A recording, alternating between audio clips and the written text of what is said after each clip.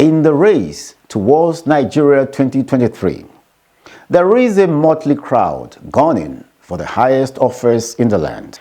A Yoruba adage says, "Enima dashoroni, tarai lamakowo."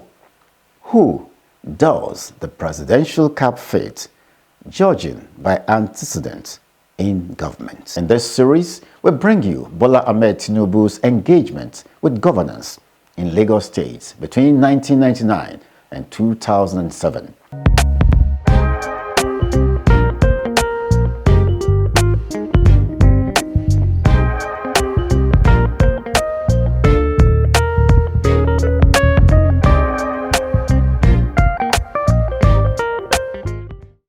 It is indeed a great pleasure for me to be with you at this momentous occasion, marking the formal signing of both the Supplementary Appropriation Law of 1999 and the Local Government Administration Law of 1999.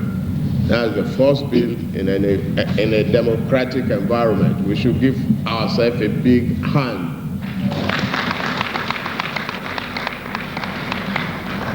The ceremony marks the signing of the first two laws approved by the State House of Assembly after painstaking consideration of their bills by the Honorable Speaker and members of the House.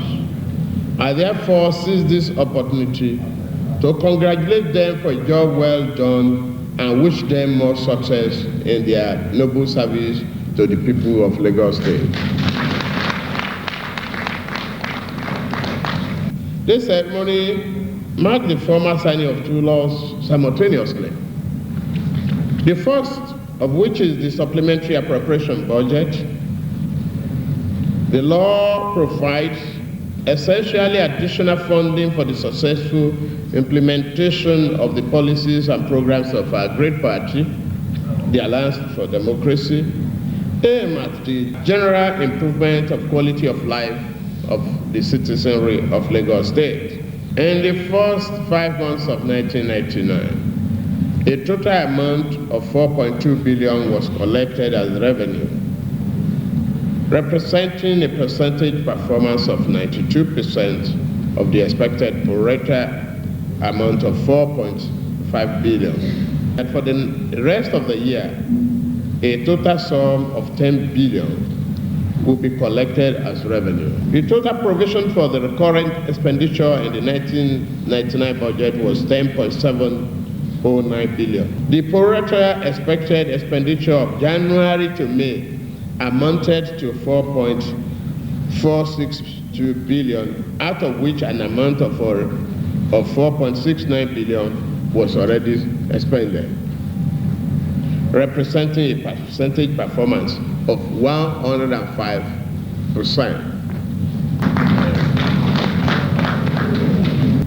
The overhead expenditure is due to the implementation of the recent 3,500 minimum wage.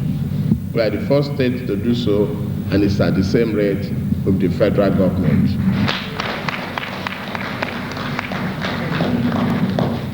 A total sum of 1.035 billion has been approved as the supplementary provision for personnel costs. This is made up of an additional 0.935 billion to cover increase necessitated by the new minimum wage mentioned above, as well as 100 million provided as pension sinking fund. Out of a total provision of 6.42 billion made for overhead costs in 1999 budget, a sum of 2.744 had actually been expended by the end of May, leaving a balance of 3.6. An amount of 265 million has been approved as supplementary estimate for overhead costs. The increase is made up of 100 million for subvention to parastatal organizations to enable them meet the payment of 3,500 minimum wage. 100 million to cater for additional overhead expenses for all ministries, offices, and bureaux for the rest of the year, 55 million for the State House of Assembly, and 10 million for the judiciary. A sum of 3.49 billion was initially appropriated as capital expenditure in the approved 1999 budget before we took over. This is being supplemented with a provision of 2.3 billion, thus bringing the total revised 1999 capital budget to 5.8 billion. From this provision, concerted effort will be made to implement the cardinal programs of our great party in the areas of education, health, provision of basic infrastructure facilities such as water, electricity, and environmental development. Our government will pay serious attention to the provision of free education and qualitative education. This accounts for the allocation of 18% of the total capital supplementary budget to the education subsector alone.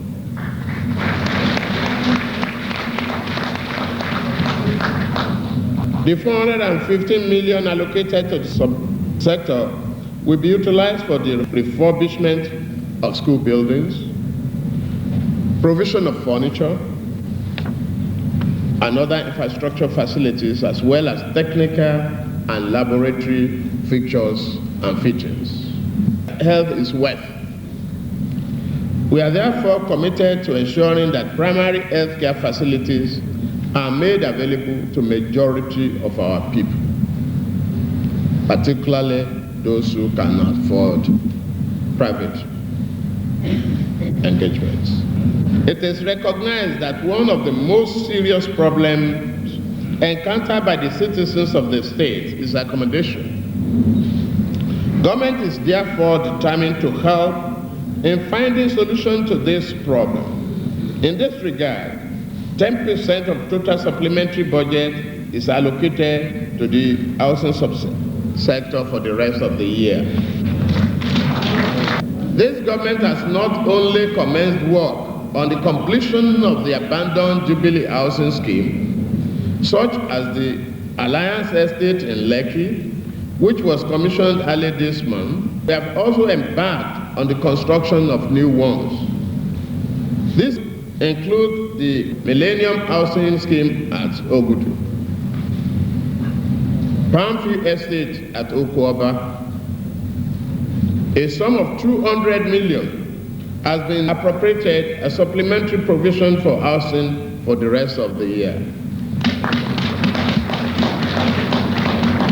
Uninterrupted electricity supply is considered very crucial to the well-being of the state, both ordinarily and economically.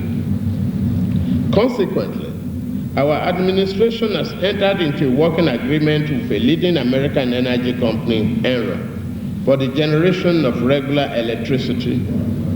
Already, many other state governments have experienced the desire to follow the example of Lagos State by entering into similar arrangements with private power.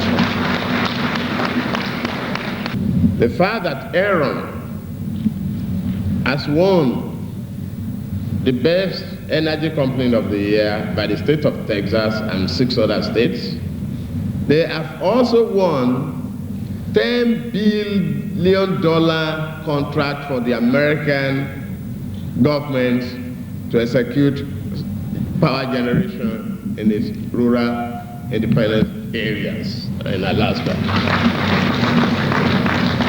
So that you will be aware that such a company, without asking Lagos State to bring anything, to bring $800 million investment to this country without any recourse, is a big and laudable achievement. We will continue to do that.